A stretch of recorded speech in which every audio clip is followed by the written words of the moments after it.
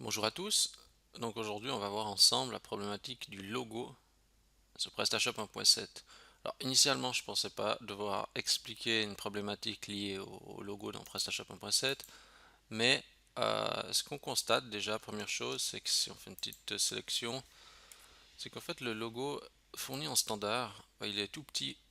Donc là, ça se choque pas vraiment parce qu'ils ont fait du texte et puis ça passe pile la hauteur. Enfin, vous voyez, ça fait vraiment le texte est encapsulé à 100% dans la dimension du logo. Mais quand vous allez mettre un logo avec un texte, etc., ça va devenir microscopique. Donc ce qu'on va essayer de faire, c'est d'améliorer la gestion du logo. Donc pour ça, ce qu'on va faire déjà, c'est on va changer le logo de PrestaShop. On va mettre un nouveau logo. On va aller dans la partie personnaliser apparence, thème et logo. Et là, en fait, je vais sélectionner un nouveau logo. Je vais prendre en fait mon logo d'exemple que j'ai mis dans l'archive. C'est le logo de Google. Voilà. Et je regarde maintenant ce que ça donne. Alors, ça fonctionne. Donc le logo est un peu plus grand. Mais le problème, c'est que j'ai déjà eu des remarques, c'est des personnes qui m'ont dit ah oui, mais après ça correspond pas à l'alignement, etc. Puis c'est pas très beau. Esthétiquement, là, ça le fait moyennement. Donc on va voir comment rectifier ça. Donc ce qui est important ici, par exemple, typiquement, c'est d'ajuster le logo Google avec le menu pour que ça soit bien uniforme. Alors comme d'habitude, on va aller modifier notre fichier habituel. Donc dans thème, classique, asset, CSS, et au fond de le fichier thème CSS. Alors, on va au fond de ce fichier et on va ajouter des nouvelles règles. Alors moi j'ai déjà créé des règles pour mon tutoriel, c'est combien le 21, oui. Et je vais prendre en fait ces règles que je vais copier. Alors je prends jusqu'à la version V1, parce que là il y a version 1 et version 2. Je prends jusqu'à la version V1. Je vais mettre ça à l'intérieur. Et je vais regarder qu'est-ce que ça donne. C'est quand même beaucoup mieux, hein. Ça paraît un détail, mais ça a son importance. Et y compris, je vais juste peut-être vous enlever les règles parce que pour que vous puissiez bien voir la différence. Parce que vous voyez, ça c'est 100, ça fait un petit peu aléatoire. Sur le mobile, ça fait pas super. En plus, le logo, on voit, il provoque un dépassement comme ça. Sur l'iPad, qu'est-ce que ça dit sur l'iPad? Bah, c'est pas vraiment aligné non plus. Dans l'autre sens, pardon, dans l'autre sens. Donc,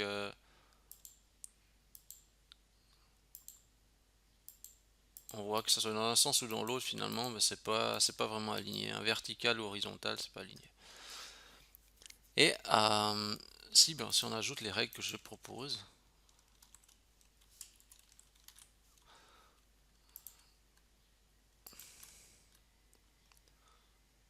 je vais juste changer de résolution. Alors, on voit l'alignement est bon.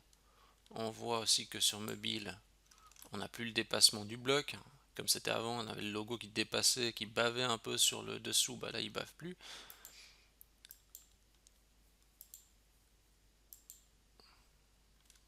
On a un alignement qui est plutôt intéressant. Et ça marche justement sur tous les supports. Alors c'est ça qui est surtout intéressant. Maintenant, ce qu'il faut savoir, c'est que vous voyez, moi j'ai défini tout ça comme règle. Alors, ça peut varier en fait aussi en fonction de la taille de votre logo, de comment il est structuré.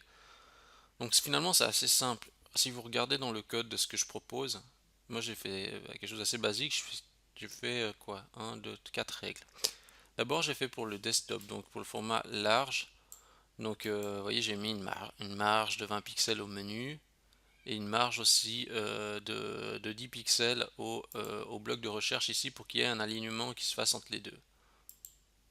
Regardez si par exemple je dis ok, regardez par exemple je mets à 0. Si on regarde ce que ça donne, on voit que ce bloc là il est plus haut que les autres. Alors c'est pour ça que j'ai mis cette marge par exemple de 10 pixels. Quand je la remets, vous voyez, ça vient s'aligner, c'est plus juste. Bah, pour le menu, c'est... Ouais, si je laisse à 0, imaginons, on regarde, vous voyez le menu il est tout en haut. Je mets à 20, il s'aligne.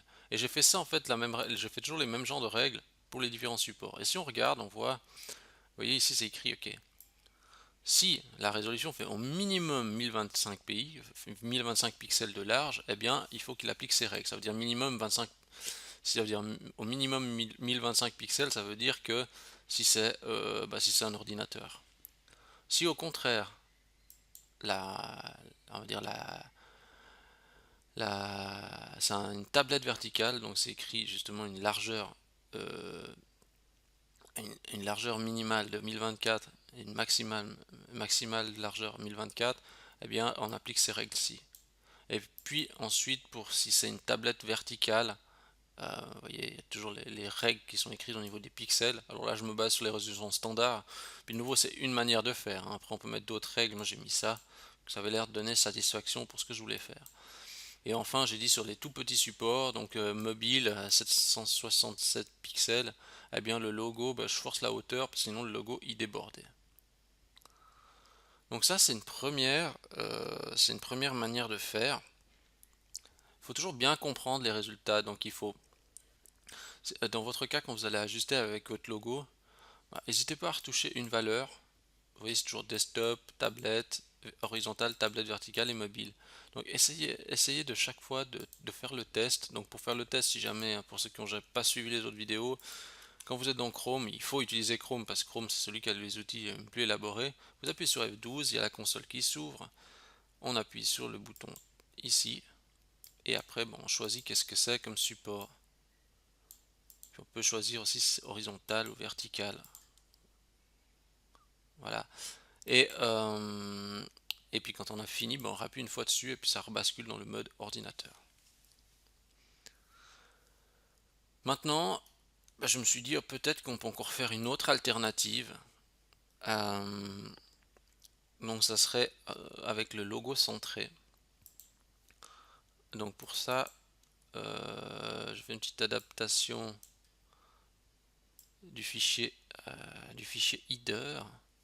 Alors ce qu'on va faire, c'est qu'on va aller dans le header.tpl. Donc le header.tpl, ça se trouve en fait dans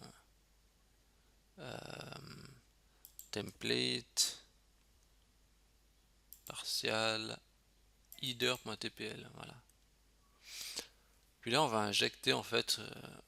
Voilà, je prends le code que j'ai créé là, qui est ici. Euh, et on va en fait l'injecter. Je prends mon code, je l'injecte parce que il doit ressembler déjà du code.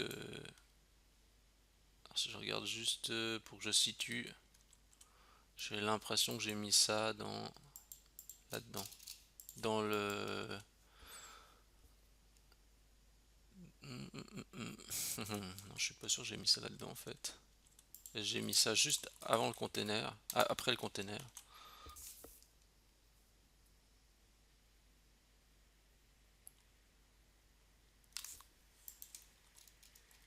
Je suis en train de regarder le code que j'ai mis, hein. Ouais, bah ça c'est le code à double, hein, donc ça c'est le même code. Je vais vous juste le laisser. Alors si jamais vous n'êtes pas sûr, faites comme moi par exemple, vous mettez le code que vous pensez qui est déjà là à double, vous le mettez juste en commentaire. Et en plus de ça, donc bah, vous voyez là, c'est écrit, hein, on voit qu'on a un commentaire qui dit c'est ici que le code il démarre, c'est ici que le code il finit, c'est le code qu'on a injecté nous manuellement. Et puis l'ancien code, bon, on l'a mis en commentaire. Euh, Maintenant, ce qu'il faut faire aussi, c'est qu'il faut ajouter des nouvelles règles. J'ai ajouté juste quelques règles là, pour la version 2. Deux petites règles qu'on doit rajouter au fond. Voilà. Et bon, bien sûr, il faut sauver les changements. Et on recharge la page pour voir ce qui se passe. Alors, il n'y a rien d'exceptionnel, hein, mais maintenant on a un logo qui est centré à la place. Du coup, on peut avoir même un très gros logo. Bon là, qu'est-ce que j'ai fait? Je regarde juste. Moi j'ai fixé à 150 pixels partout. Bon. Euh, bon, je vais déjà juste vous montrer quelque chose comme ça. Là, avec la règle, avec cette méthode-là, en gros, bon déjà juste pour info, l'autre logo il est toujours là, mais on l'a caché en fait. Si vous regardez bien dans le code qu'on a mis, regardez ici j'ai mis, donc ici en fait j'ai rajouté un nouveau code avec un logo donc, qui apparaît au-dessus du standard. Puis en dessous on a toujours notre même code avec aussi le logo, sauf qu'on a dit voilà, il va être masqué sur les grandes résolutions. Et puis l'autre, ben, c'est l'inverse, il va être masqué sur les petites résolutions. En fait, il y a deux logos et ils vont s'intervertir au niveau de l'affichage. Donc là, si je regarde, bon là, j'ai peut-être été un peu technique puis pas très clair dans mon explication. En gros, il faut mettre ce code et puis tester pour voir qu'est-ce que ça donne.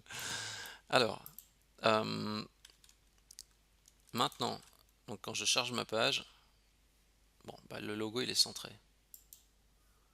Sur le mobile, vous voyez aussi le logo il est centré.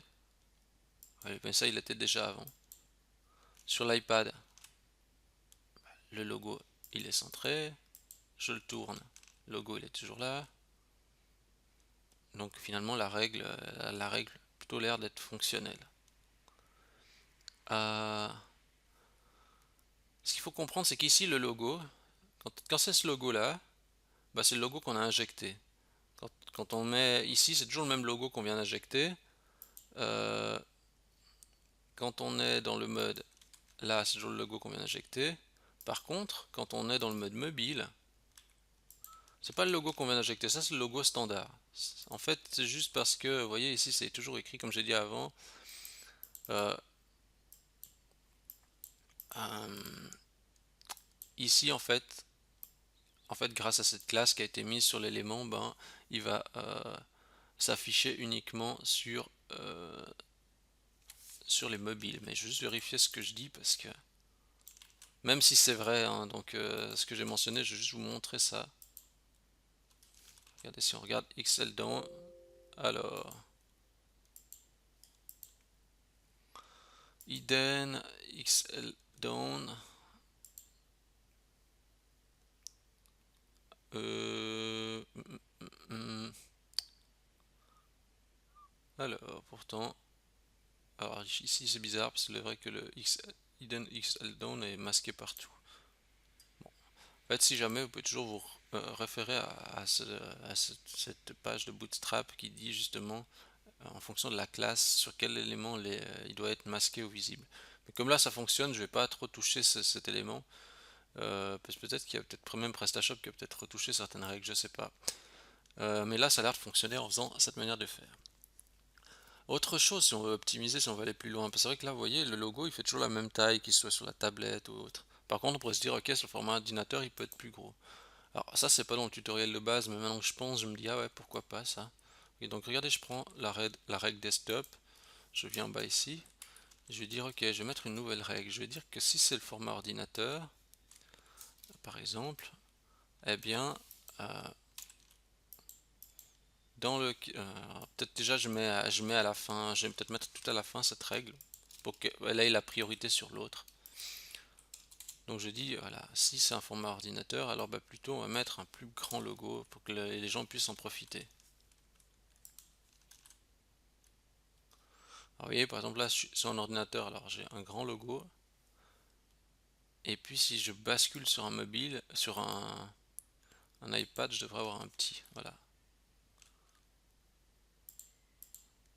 Parce que j'ai bien dit que ça doit s'appliquer que si c'est à partir de 1025 pixels. Et si je reviens donc dans le format standard, hop, j'ai un gros logo.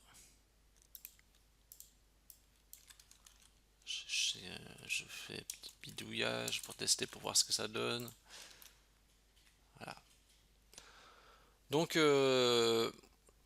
voilà, bon bah là c'est vraiment un petit tutoriel pour expliquer comment on peut optimiser le logo avec quelques règles. Bon, on peut améliorer ça. Vous aurez tous ces fichiers dans l'archive pour pouvoir faire l'exercice. Après, il vous suffit juste de retoucher un petit peu les valeurs pour ajuster en fonction de votre logo. Donc moi, ce qui est important, c'est que des fois, ça me choque qu'il n'y a pas un alignement, on va dire, avec le logo comme le standard. Je vais juste, par exemple, si je reviens en arrière sur mes changements, hop. Vous voyez, moi j'aime bien quand c'est quand même bien aligné, que ça concorde bien. Euh, c'est une modification qui est quand même assez simple, même si ça demande quelques petits changements dans le CSS. Euh, et ce qui est important, c'est toujours de réfléchir à une position universelle, donc qui n'ait pas besoin de faire de retouches. Et là, je comprends pas trop le choix de PrestaShop. C'est vrai que quand on met un logo un petit peu différent avec une taille un peu différente, le menu il s'assuit pas la configuration. C'est vrai que là, de voir qu'on doit bidouiller quand même quelques règles, c'est pas très pratique. Si on avait imaginé, imaginons comme on vient de voir avant tout à l'heure avec le logo centré, le logo centré finalement, ça va toujours fonctionner quoi. Ça sera toujours opérationnel et peu importe sa taille, il n'y a pas de problématique, même s'il est haut, même s'il est large, au centre, au sommet, ça va toujours passer. Donc c'est vrai qu'au niveau du choix de la structure, on peut s'interroger sur le choix qu'a fait PrestaShop. Maintenant c'est vrai que ça fonctionne et avec quelques règles, bon après l'ajustement il est fait. Mais je pense que cet ajustement est nécessaire parce que par défaut, dès que le logo sera un peu plus gros que le logo standard, au niveau du rendu, c'est assez, ça peut perturber à l'œil et effectivement. Donc voilà, j'espère que cette vidéo vous a appris quelque chose. Euh, si vous avez justement aimé cette vidéo, n'hésitez pas à liker la vidéo, euh, un petit pouce en l'air. Et si vous aimez ces vidéos, n'hésitez pas à vous abonner à la chaîne YouTube. Ça me fait toujours plaisir quand j'ai un nouvel abonné, toujours très content. Et sur ce, si vous avez une remarque, n'hésitez pas à laisser un petit commentaire en dessous aussi sur le positionnement du logo, sur ce que vous pensez de comment ils ont fait ça, etc.